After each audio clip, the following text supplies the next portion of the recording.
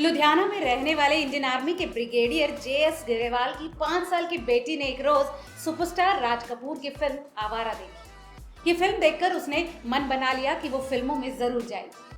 पिता को लगा कि ये बेटी की नासमझी है जिसे वो वक्त के साथ भुला देगी। समय गुजरा लेकिन जिद नहीं बदली। 15 साल की उम्र में बेटी ने फिर से अपने पिता से एक्ट्रेस बनने की ख्वाहिश जाहिर की। पिता ने इस बार इनकार कर दिया तो बेटी ने भूख हड़ताल कर दी। आखिरकार माँ बाप को जिद के सामने झुकना पड़ा, पर उन्होंने ये शर्त रखी कि 1 साल में अपने दम पर अगर नाम कमाकर नहीं दिखाया तो उसे वापस घर लौटना है।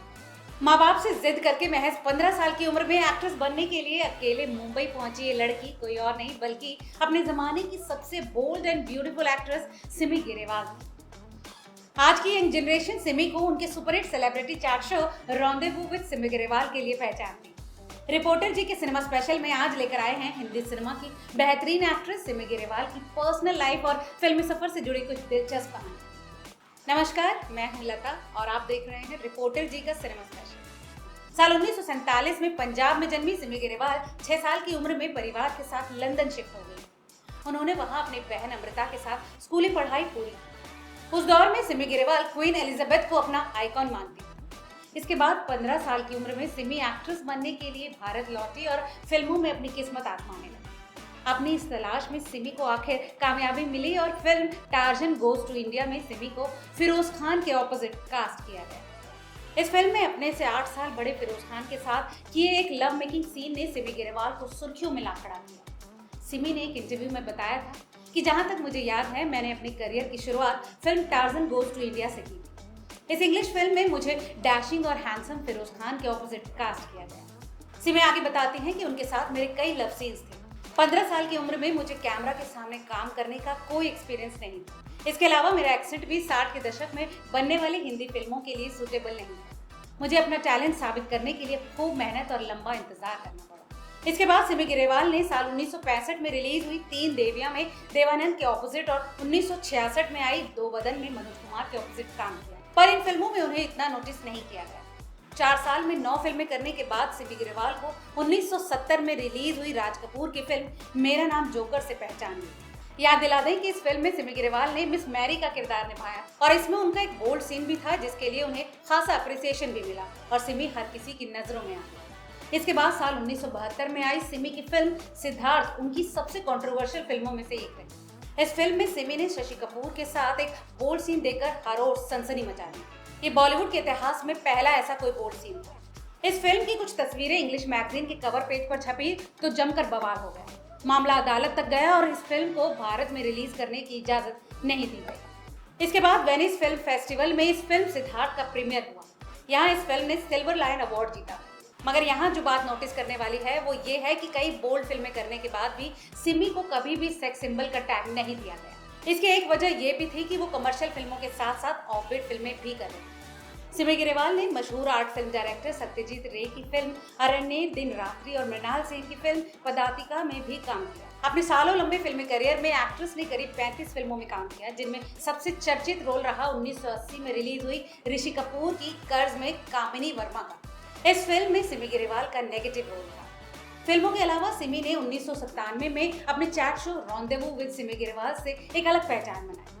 इस शो पर सिमी ने देवानंद से लेकर विजय माल्या और रेखा से लेकर दीपिका पादुकोण तक हर दशक के मशहूर सेलेब्स का इंटरव्यू किया। कई बड़े सेलेब्स ने यहाँ पर बड़े कंट्रोवर्शियल बयान तक दिए। यहाँ तक कि जब सिमी ग्रेवाल ने अपने शो पर एक्ट्रेस रानी मुखर्जी से उनके और आदित्य चोपड़ा के रिलेशनशिप पर सवाल किए तो उनका रानी से विवाद हो गया। सिमी के चैट शो पर अमिताभ ने पहली बार अपने बच्चों अभिषेक और श्वेता के साथ कोई इंटरव्यू दिया था। 7 साल तक चले अपने चैट शो पर सिमी ग्रेवाल ने करीब 146 सेलेब्स का इंटरव्यू किया।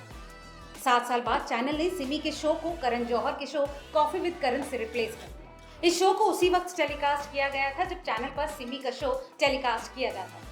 शो के बंद होने के सालों बाद 2020 में सिमी ग्रेवाल ने बॉलीवुड जगत के तेजी से उभरते सितारे सुशांत सिंह के निधन के बाद नेपोटिज्म और फेवरेटिज्म के खिलाफ लगातार आवाज उठा रही कंगना रनौत की तारीफ की। उन्होंने अपनी पोस्ट में लिखा था, मैं कंगना रनौत की तारीफ करती हूँ जो बहादुर और बोल्ड है। केवल मैं जानती हूँ कि कैसे एक शक्तिशाली आदमी ने बेरहमी से मेरा करियर बर्बाद करने की कोशिश की। मैं चुप रही क्योंकि मैं कंगना के जितनी बहादुर नहीं थी। अपने इस ट्वीट के जरिए सिमी ग्रेवाल ने कंगना का सपोर्ट किया। आइए अब डालते हैं एक नजर सिमी ग्रेवाल की पर्सनल लाइफ से जुड़े कुछ दिलचस्प पहलुओं पर। सिमी ने अपने करियर में राज कपूर और मनमोहन देसाई जैसे बड़े डायरेक्टर्स के साथ काम किया। एक्ट्रेस का नाम इन दोनों के साथ भी जोड़ा गया। उस दौर में कई फिल्मी मैगजीन्स ने 23 साल बड़े राज कपूर के साथ उनके अफेयर के किस्सों को छापा।